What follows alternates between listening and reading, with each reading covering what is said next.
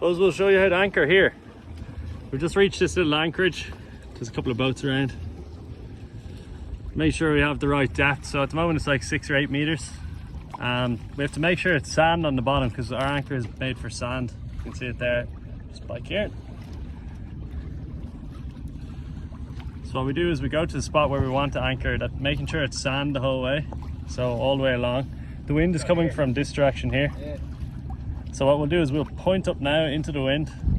Then Kieran will drop the anchor down using the windlass, which is like an automatic, it basically drops the chain automatically so you don't have to do it by hand. And then the wind takes the bow around, swings it left or right, and eventually the anchor will catch and the bow will swing back and the boat will face the wind. Yeah, it is all sand here, yeah. You can see it's sand because it's very light here. Over there you can't catch on the camera, but over there is rocky or seagrass maybe. So we can't anchor in that with our anchor because it's really dark at the water. So you can see that it's there's the windlass going. So you can see it's spinning.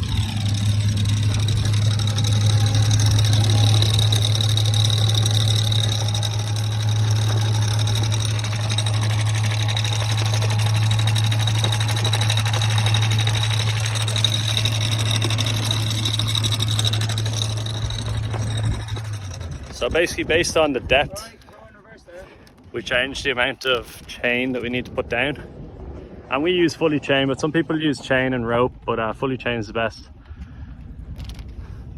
So now our bow is swinging around. It's the best with the snubber. Yeah, we'll add that in the end. Our bow is swinging around. Bobby actually popped it into reverse there, but you don't really generally need to do that much. There's not much wind here, so it'll just take forever otherwise.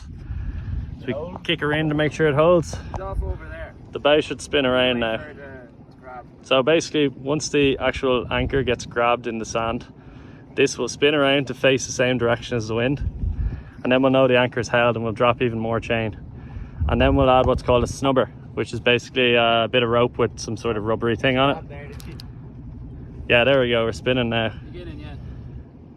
So it's very slowly starting to spin. I don't think we need to reverse again. I just want to make sure it's good and round.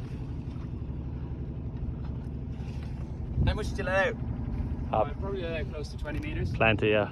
Alright. Generally we do about 3 times the depth, if not more. I usually do a lot more, but we have 50 meters of chain, but we generally use about 30 meters. We have markers on the chain, so yeah, so we're anchored here, we're held steady. Kieran will drop a bit more chain now just to help out a bit more. And you'll see now as well, the chain will drag back a little bit more. And what happens is when the wind shifts, the boat then shifts. So it always points towards the wind. So you got to kind of keep in mind there'll be a little circle around the boat if the wind does shift. Every boat should move at the same time, but I suppose catamarans will move differently and heavier boats will move slightly differently. Very easy. So Kieran's got the snubber here. So what this does, the snubber. Snubber. What this does basically is takes the slack off the chain for the first bit. So it attaches down here and the chain can then fall vertically down and it allows more chain to be on the floor, the ocean floor. Very simple, just hooks on. Not very clear water. Not very clear water, is it? No, it's a bit murky. Bit murky. Bit of rubber there that stretches, so it stops. This also stops the chain slapping against the hull of the boat at night, so it's much quieter. You see now at the moment, yeah, at the moment the chain is vertically down, but came out a little bit more and it'll get real loose. Yeah, so now down underneath the water, you see it's kind of looped down. It's real loose. And now we're tying off the chain just so the windlass doesn't get pulled out if we do get hit by a monster wave.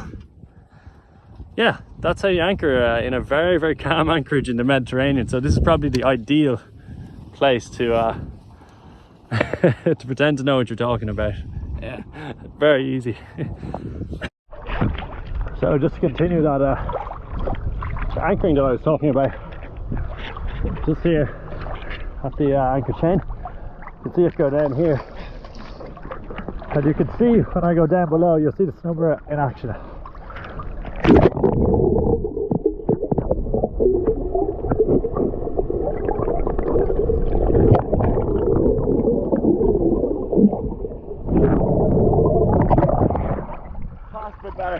probably a little bit more train than you're supposed to do, but I don't think it really matters in these sort of conditions. I'll just show you the anchor now. Just follow the chain. Now you can kind of see here as well, the snubber basically caused a lot more chain to sit in the seabed than it otherwise would. So you have a bit more chain on the ground, so it's a bit of a profit for nothing, I suppose.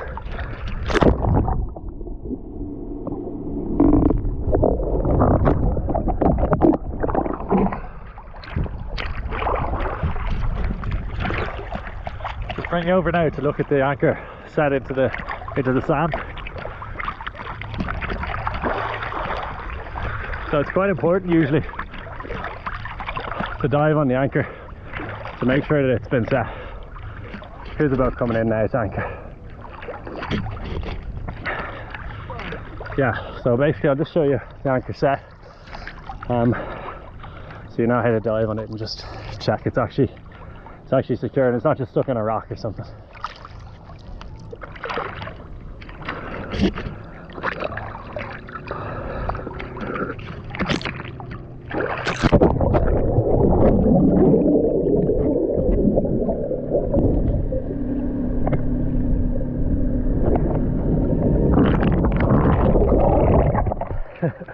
So you see the anchor there. Fortunately I don't have such strong lungs to to stay there for a long period of time because I was diving it a lot earlier. But you can see where it dragged, where it's caught, and it's a little bit on its side, which isn't great. So normally we would reset that, but conditions are supposed to be calm here, so we're fairly confident it'll hold. And if the wind picks up later we can always reset it, but for now I mean it's dead calm. And the wind is supposed to die even further tonight. But yeah, we don't even have to pull it all the way up. We can just, as Bob said, just jam her into reverse and reset her. But she looks like she's quite set. Yeah. Hope you enjoyed.